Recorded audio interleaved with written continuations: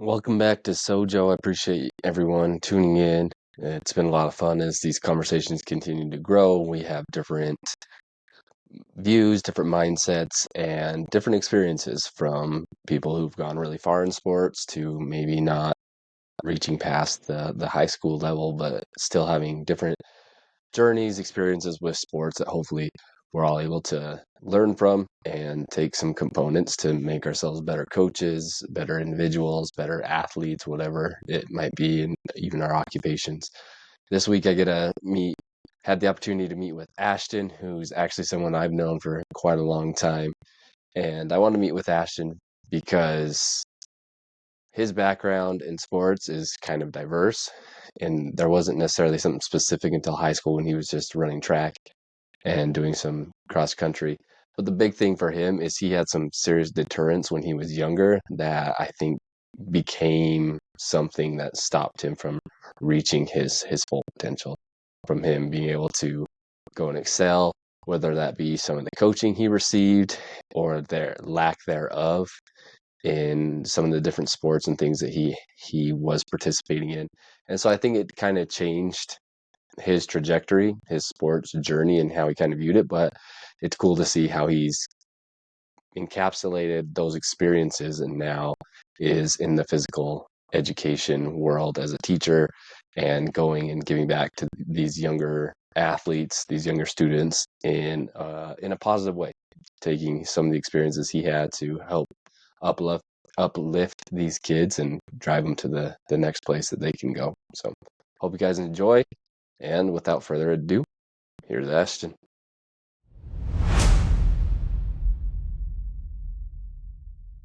Want to welcome Ashton out here to the show. Appreciate you coming on to the show with us today, Ashton.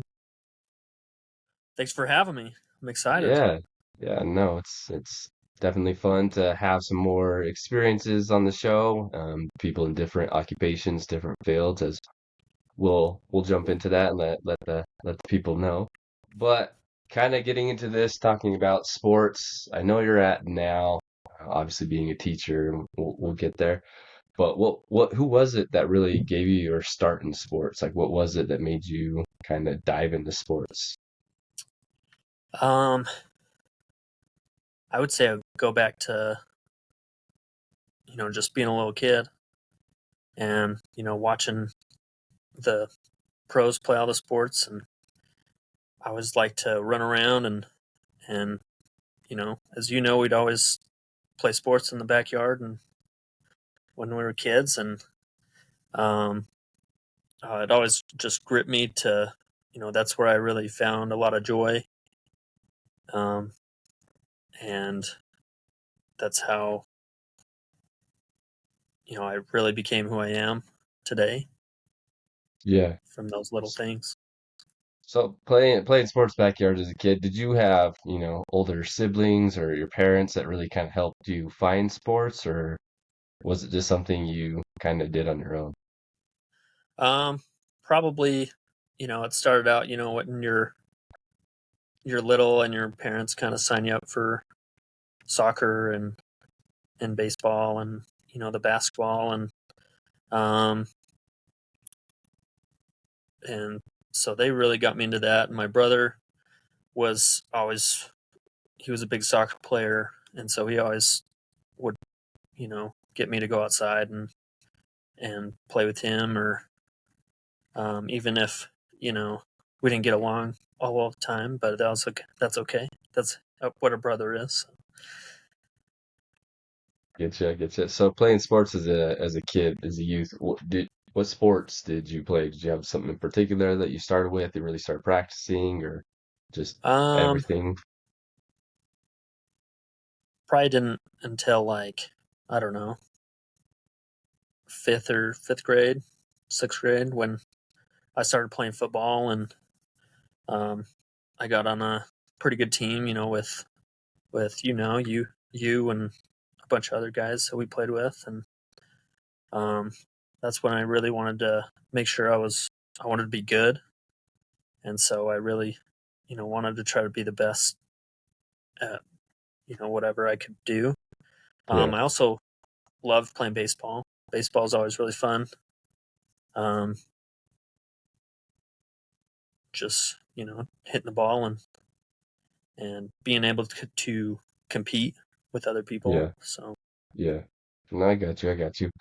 So, I know playing football as a kid, you talked baseball, soccer. I mean, I'd say you got a wide variety of different sports that you had as a background. Did you ever feel like your parents made you do sports, or like if you were to just stop doing sports, that they would have been upset about it? for me, I never felt forced to play anything because I loved it. I love being out there. I feel like if I didn't say anything about it, they probably wouldn't have forced me to do it. Yeah. Um, but I was like, you know, this sport's coming up. It's like it's basketball season, it's baseball, it's football season. We gotta get on that. And I just think that I always wanted to be a part of sports. Um, One of my dreams was to go to the Olympics and Yeah. be a speed skater. When I saw it when I was like 5 years old, I was like skating around the house and like, or do the bobsled. Yeah. But stuff like that just drove me to want to play. No, I get you. So playing all these different sports, getting into middle school, junior high, eventually into high school. What sports were like the sports that you felt, hey, I want to keep competing in this, I'm good at it, and I want to kind of maybe even get to the next level? Uh, Junior high, I kind of went to mostly just track, um, mainly because I don't know. There were always some kids that may have been a little better than me in other sports, and so they'd get chosen over me. And I Yeah, remember, my ninth grade year, I tried out for the basketball team, and I was like training every day to make it. And I was like, and when they chose the team, they just have you like shoot free throws, and they'd like take people out one by one and tell them if they made it or not. And I was like the last person in the gym. And I was like, oh shoot. And he takes me over and is like, hey, we can't have you. You're not tall enough. We don't know where to use you and that sort of stuff. So that kind of crushed me in yeah, that kind of area. So it made me kind of back up into uh, kind of going for stuff because I'd have these opportunities to make a team and I'd be, the last one not to make it or something like that. Um, and so I kind of, kept with running because I've always been pretty quick. And so yeah. that's something I could control because I was faster than those bigger kids, and I was able to shine that way. No, I mean, I think that's a good point you bring up, and I want to touch on that a little bit more later. But going into track, started running, doing all that, whatnot in junior high, and then going into high school. So I think you hit a good point. To be a track athlete, you don't necessarily have to be the tallest. I mean, there's always going to be height and, advantages and whatnot. If you're 5'6" trying to do the high jump, it's going to be pretty difficult. But that's neither here nor there on that aspect. So going into high school, running track, before that, had you had any serious, outside of junior high, had you had any other club track experience or anything, or was it just at the school No, it level? was just that, just school. So running at the school, and then you went into high school, and did you do anything besides track and field? Did you do cross country, distance, anything like that? Yeah, I joined the cross country team mostly because I thought I kind of had to because my brother did it when he was in high school, Yeah, and so he's like, "You have to do it," and I was like, "Oh, I don't know," because I did think about playing football, yeah, um, but it just kind of didn't happen. I yeah, don't know, probably because I didn't. Same thing with like the basketball. I didn't yeah, make the football team in ninth grade, so I just yeah, kind of stopped, yeah. which I kind of regret after all this time.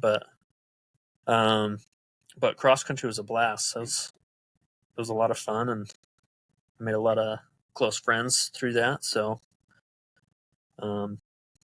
but the difference between cross country and track, there's a huge difference because it's not on a flat 400-meter circle. Because you're always running around up and down hills on a road. And so it's just a different kind of mentality you have to have when you're running through that. I get you. So doing cross country, doing track, did that throughout your high school time, and then it kind of ended. So as far as that goes, there was nothing after high school for you track wise, correct? Not really. Um, I guess my times weren't what people wanted, so Yeah.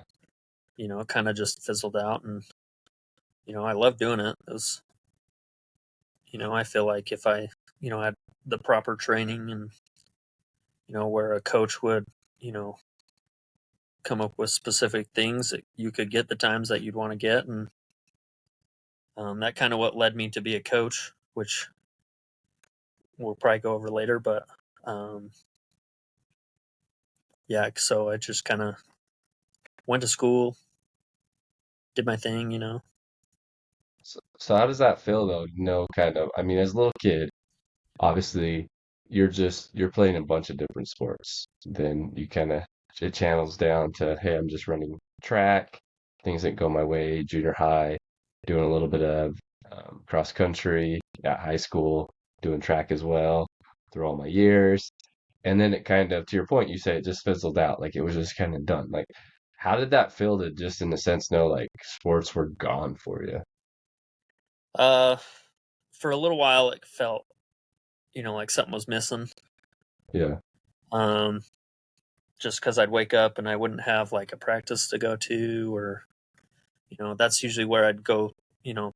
Hang out with my friends a lot of times just to practice. And yeah, I didn't really have a bunch of stuff to work for because I didn't really have a goal. Whereas high school, it's like we're trying to make the state meet or whatever it is. yeah, Um, but you'd find different things. You go play basketball every once in a while, or you play. I got into ultimate frisbee. Um, and you kind of just find ways to stay active in those ways. yeah. So I know sports kind of, died for you in a sense there. To your point, you're kind of doing things on the side, playing ultimate frisbee, whatnot. And then you take that next step into college and you start, you're working, you're going after your degree. So what was it that curbed you to then go pursue what you did in college?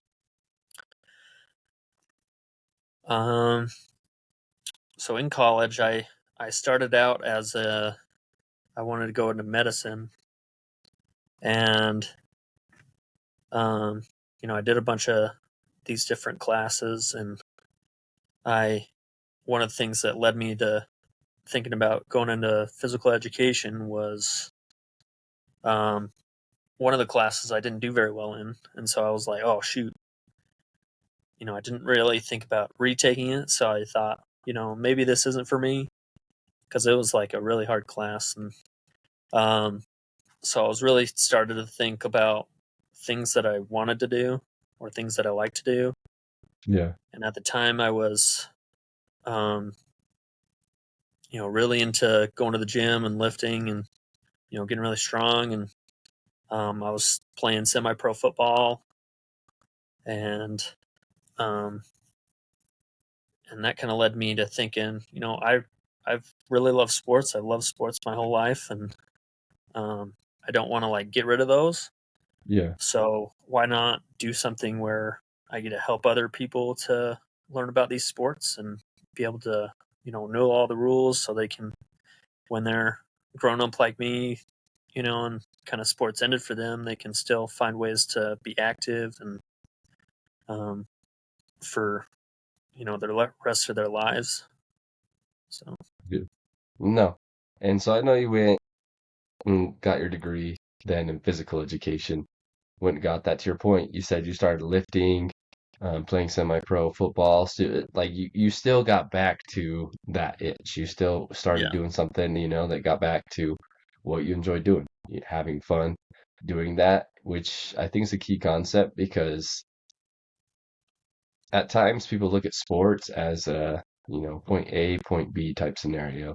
You start playing because you're going to go be a professional athlete. You start playing because you're going to go to the Olympics, which isn't a bad aspiration to have by any means. I believe you should set high goals and, go work towards them. But I think the goal isn't the aspect. I'd rather someone focus on the habits that sports builds. The habits, to your Hmm. point, you talk about that habit of getting up every day early, starting your day off right, the habit of working out. Because how many times do you see athletes that train their whole life for a sport and then they stop playing that sport and then the training just goes as does everything they worked for. Yep. So I think the habit is the most important aspect, not necessarily the goal. And so it's cool to see that aspect of you where you're like, hey, I like sports. This is what I like to do. How can I really tie it in? And you went back to it. It brought you back to physical education, where you then ended up getting a job in it over at one of the junior highs. And so, talk a little bit about that. So, I know you go to the junior high, you start coaching, you start helping out there. I know you're also helping now with the high school over there for football as well.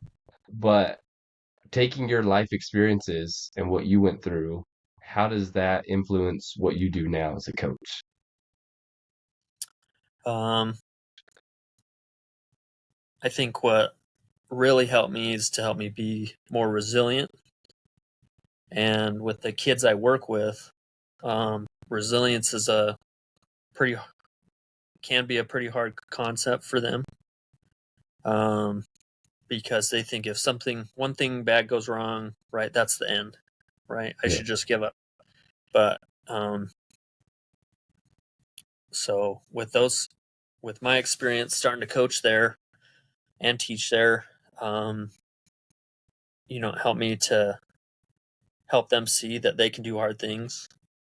That even if you lose one game, it's not the end of the world, because you'll lose more battles in your life than you'll probably win, because we'll always make mistakes, and it's how we bounce back from those and how we be resilient, and and how we really you know become a better person from those experiences. yeah, um, and so really the first because so I started coaching there before I started teaching there. And really I didn't know what I was getting into. I was like, oh yeah, we're just gonna play some football, whatever. I didn't really know how good we were. um, and so I show up, and there's kids excited, they're you know good at football, and I was like, oh man, they have a desire to win. But when you know we had a game where we lost, and they were like, oh man, we're toasted pretty much. And I was like, no, we're not. We're good. We're chilling. yeah, We went to the playoffs, and 2 years later, some of those kids went to the championship game that we played, and it just shows you that if you do hard things, that you'll become better. So yeah. No, I get you. So, how does now you're in physical education, you're teaching these kids. I mean, you obviously took classes too over at the university about coaching. So how do you implement some of those different, coaching mindsets, coaching techniques to your students? But more specifically, how do you kind of teach those students that don't do sports? Like, how do you teach some of the guys and some of the girls that they're not on any sports team? They think physical mhm. education might be dumb. They don't know the concept behind it. So how do you get those kids excited to, be in physical education and kind of help them see the value that it has? Yeah. So um, if you've ever been to a junior high nowadays, finding people who are excited to do physical activity is a hard thing to do. um, but the biggest thing is to, build up a repertoire with them, build a relationship. Some days, I'll have a lesson plan, and, and I see that, a kid might be struggling. So I might, put that lesson on the back burner and talk about something else, and maybe do some activity that they like to do so they can, have a good time. And, but I think that, because in PE, you have certain things you have to do, certain standards you have to teach. And, what I do to kind of help kids, give their best effort is I just try to be the best version of me. Yeah. Because I know all I can do is I can offer it to them. I can, have a good relationship. I can show them how much fun it is. And by being that example, it can kind of get them to get out there and try something new. Yeah. I've had what we're doing. We're doing. It was like a frisbee unit. I think we're doing frisbee golf, and some kids, they liked ultimate frisbee, but they didn't like frisbee golf, or they liked frisbee golf because it's a lot. There's not as many people around. They can take their time. Yeah. And so it's finding what they like to do. And sometimes you can't do those things because you don't have the money or the equipment for it. But I try to always give out a variety of different activities so that they can try something that they might like. Yeah.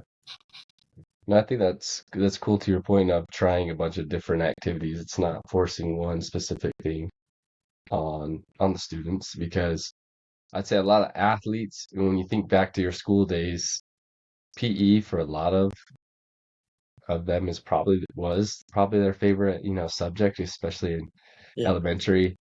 And I think for a lot of kids that might be where sports really starts. I know for myself, man, I was obsessed with recess and sports and Oh yeah. gym and PE, and that was everything to me. So that aspect of it, of playing kickball, I was just playing kickball. I was playing kickball to win. I was playing dodgeball to be last person. Football outside, not supposed to be tackle, but somehow it always ends up But somehow it turning into happens. tackle. So Somehow you get like, someone's retainer imprinted on your yeah. head. So, but to your point, I think it is cool to see those different games, because otherwise you don't learn about them. Like in PE, if they never tried to teach us Foursquare or dodgeball or different things like that, you don't play that later on in life. You're just playing those organized sports. Frisbee, for example, is something that I never played until I had it in one of my gym classes, playing something like that, badminton. And so I think being a physical education teacher, I think, is a cool concept, because you can really expose kids to a lot of different sports that are out there that otherwise they might not get to see. They might not have those experiences. But I think it's also cool to have someone like you, for example, being a physical educator, because you've had some experiences within sports yourself.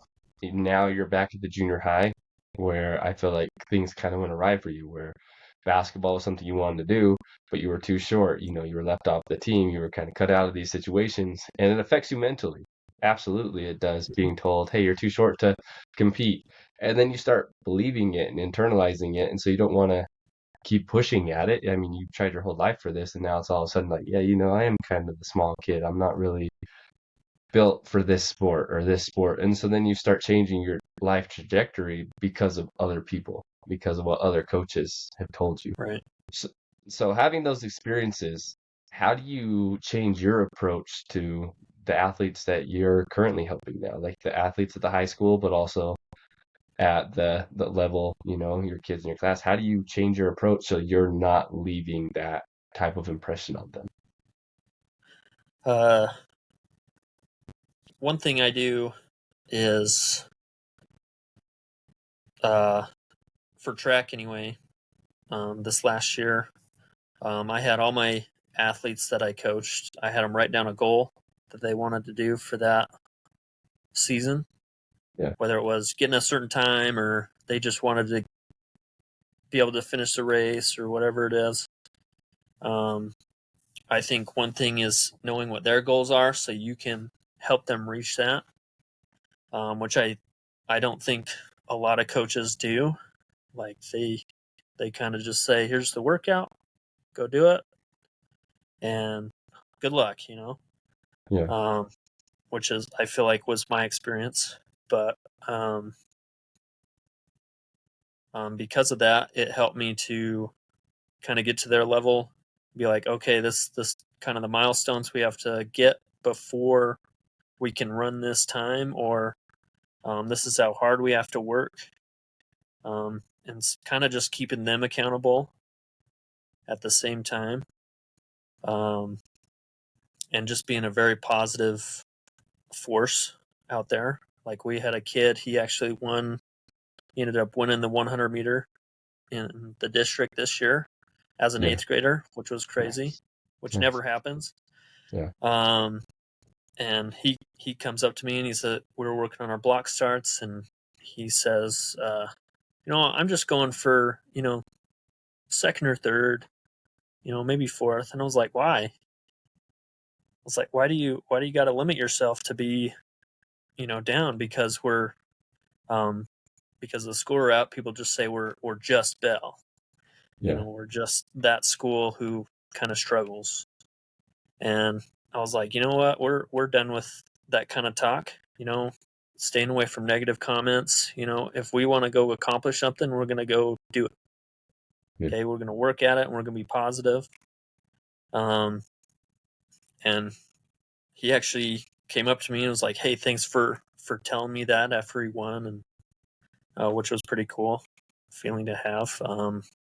But just kind of small experiences where that kind of build their confidence, because at that age, 13, 14, 15 years old, you're very vulnerable to a lot of stuff that's going on, and your emotions can get all out of whack. And if you have someone who's trying to build you up, it's going to help you a lot. So No, I completely agree.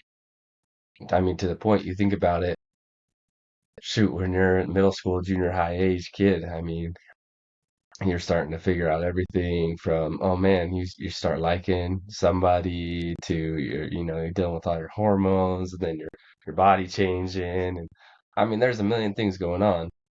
And to your point, I don't think a lot of coaches, regardless of level, understand the influence and the impact that they can have on their athletes. And I think that is something too. And maybe you can speak to this higher than maybe I can, but I believe as you start at the highest level of coaching a professional league, the amount of resources and the training that these coaches get starts to severely drop.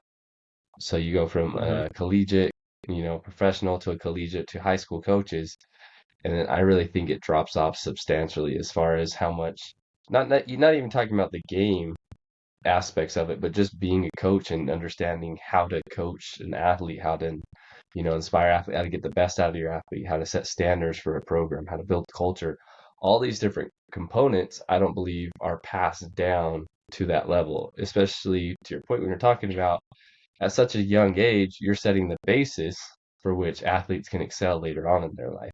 I know we had Tawny on in the first podcast, and she talks about falling in love with track in junior high. Now, she has a bad experience with that in junior high as a bad coach, not helping her, pushing her, or anything like that. That could totally derail her path. And so instead of going and setting the record, being the record holder over there in the big sky for her event, now you have a girl that goes through and maybe gives up on track completely. Maybe she goes and tries tennis or something, or just goes and studies in school. So there's a lot to be had there, to your point. So working at the junior high level and, going and working at the high school level, is there anything that you try to take back to really help build that culture and those standards to help those kids out at at the junior high?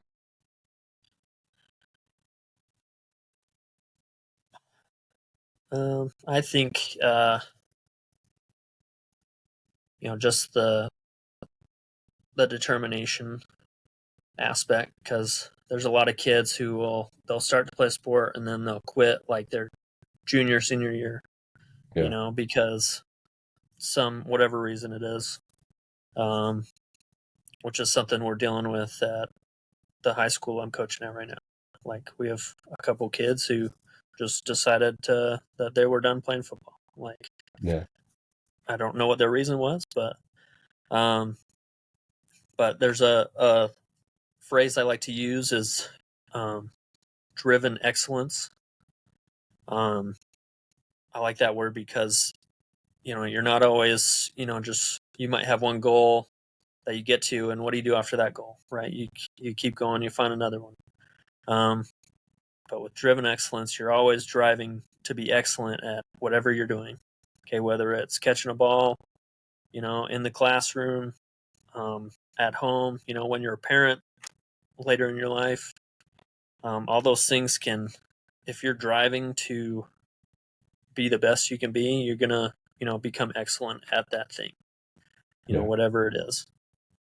And I need to put that like on a poster in my room or something like that, and like always strive for this. But um,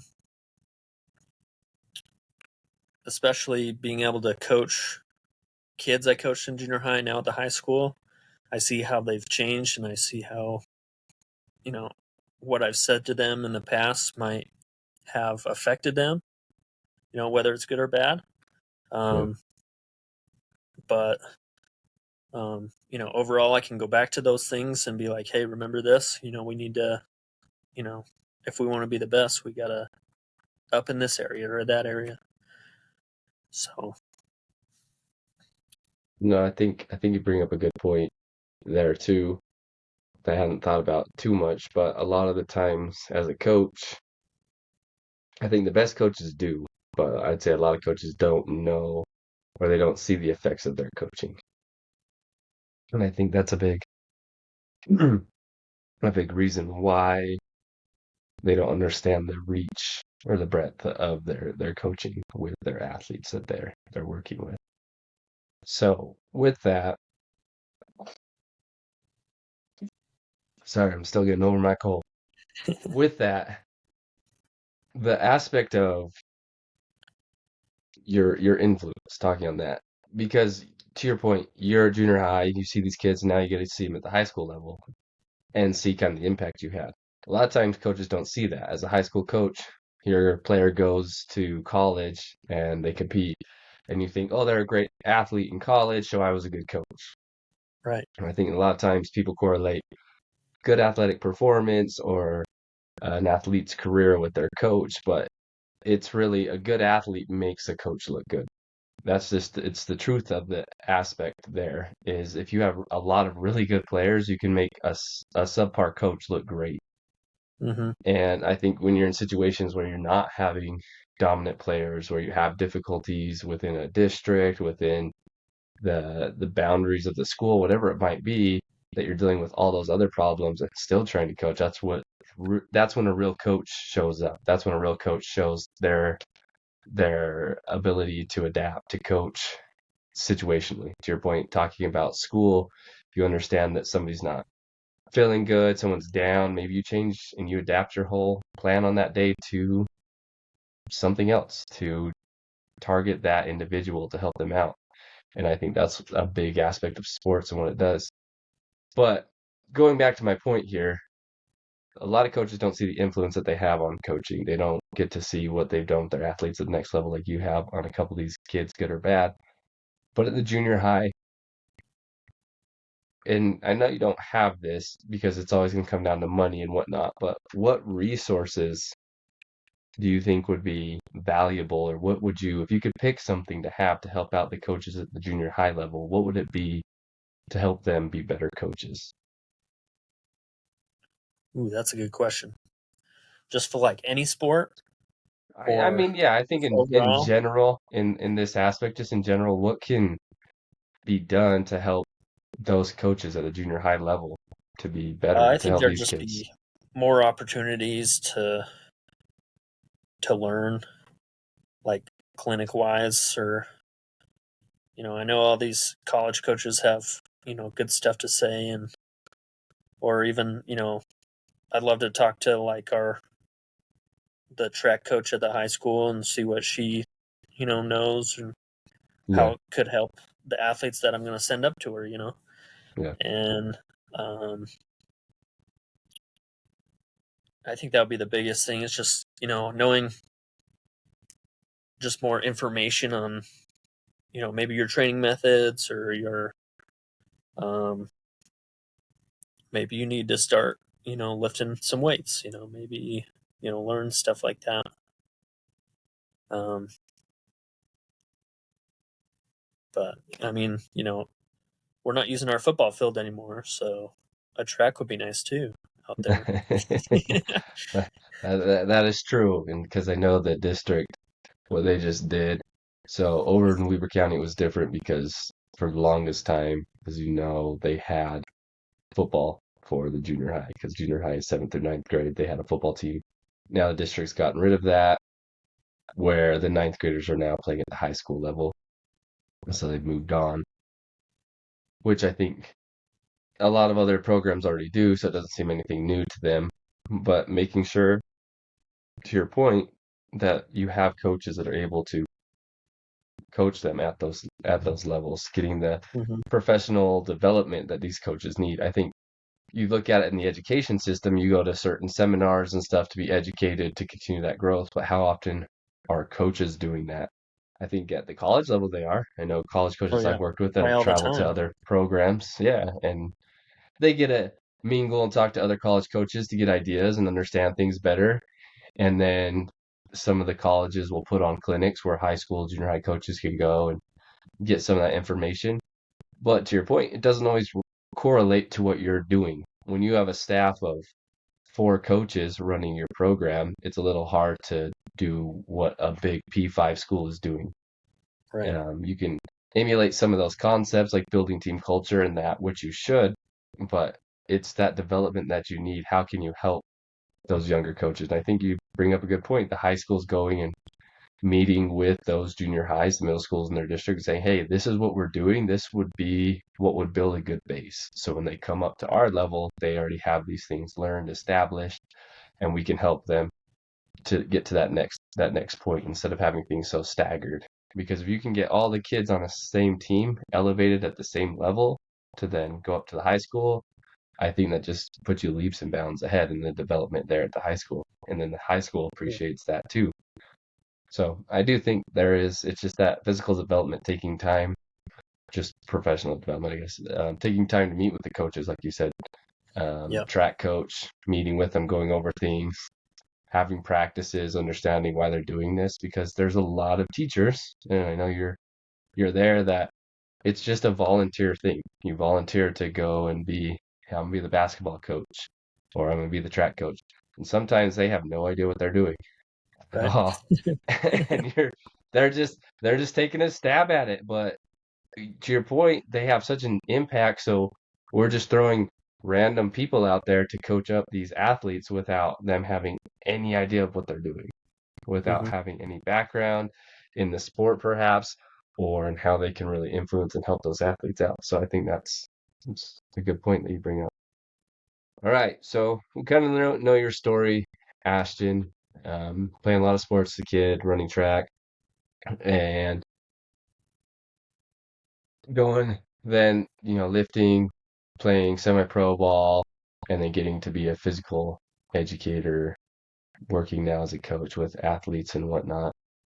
Um, Kind of throughout that whole journey, is there any, big lessons that you've learned that you would want to go back and tell younger you, or maybe athletes that might be in the same position now? Uh,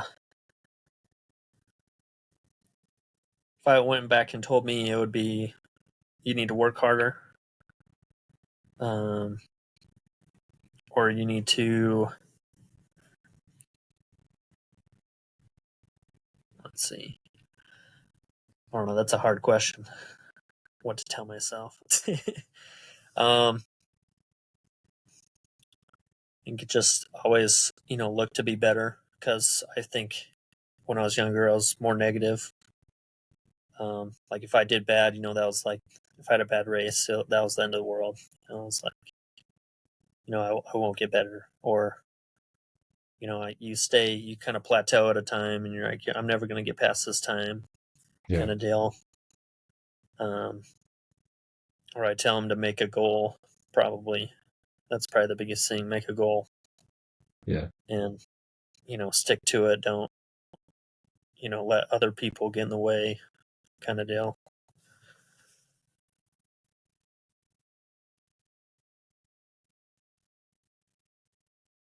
So jumping, I want to transition here to some questions for you and see what we can Let's what do we it. can learn. All right. So hopefully have some good takes for us on some of this stuff. Okay.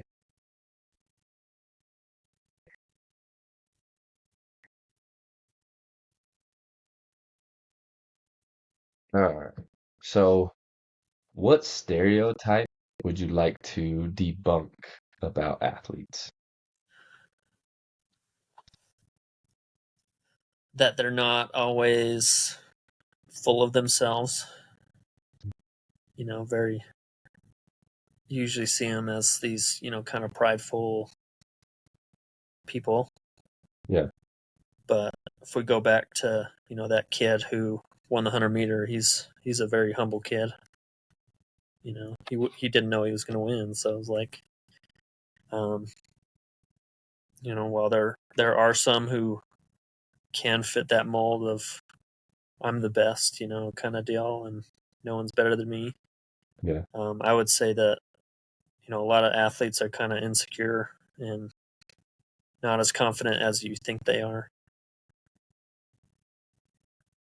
Yeah, I'd agree with that. I've definitely heard that before from I got to hear actually I think you were with me. We went and listened to some coaches speak up at the University of Utah, and it was the So the Denver DC, Broncos.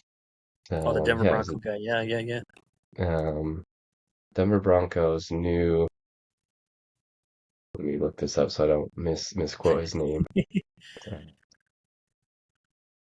he was great. Let's make sure I got that right. He is the D-line coach. That's right.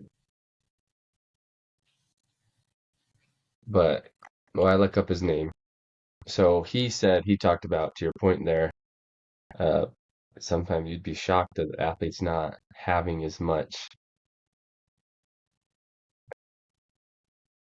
kind of belief in themselves. And Hmm. he said while he was working at some of the different colleges that he was at, that he'd have five-star recruits come in and everybody just inflated their egos all the time saying they were so good. And then when they had a kind of push came to shove, they're like, I don't know if I'm really this guy. Like they were empty. And he said it was crazy to try to convince a five-star recruit that they were really a five-star recruit.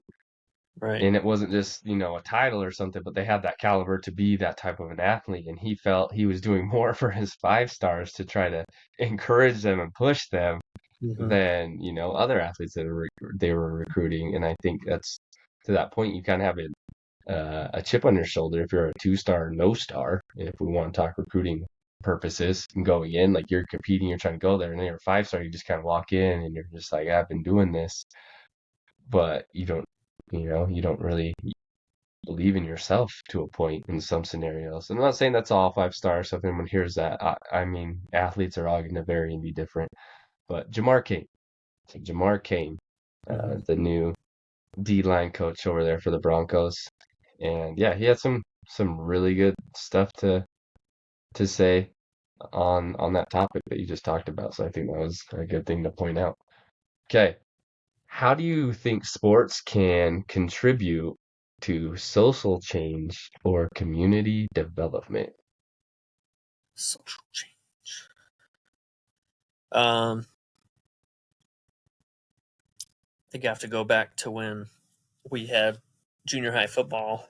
When it was game day, we had, it wasn't just like the parents show up. It was a school. It was like, the whole community would pull up to the game at 3 o'clock, and it was really like a whole community thing. Like, we can't let these people down. Yeah.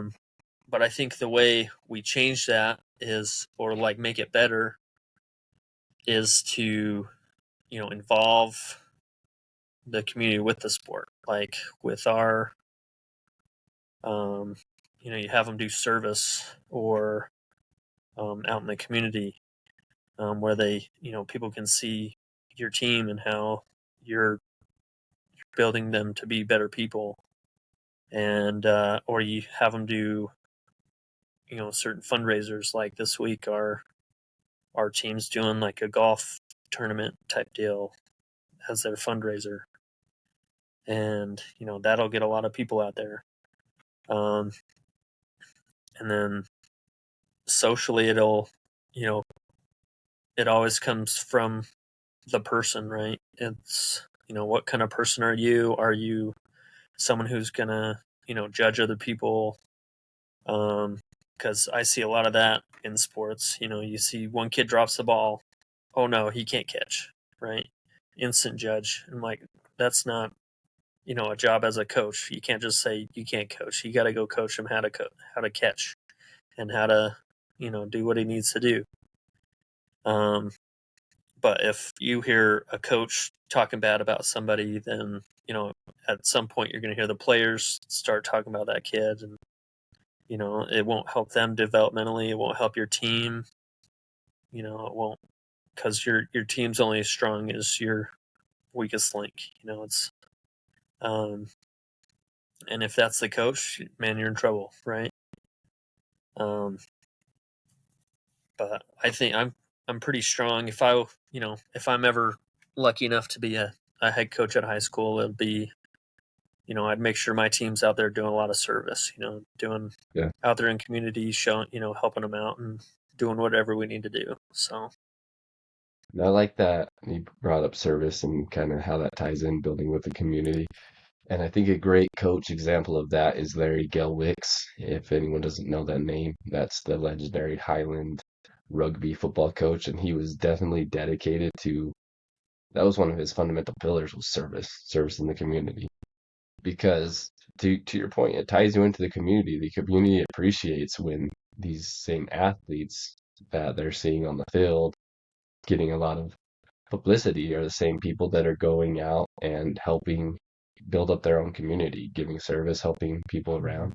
And then I think it also helps debunk the thing that you talked about, seeing athletes out there serving. It makes you think, oh man, these athletes are really humble, they're really caring about us, and they don't look at athletes in the wrong perspective.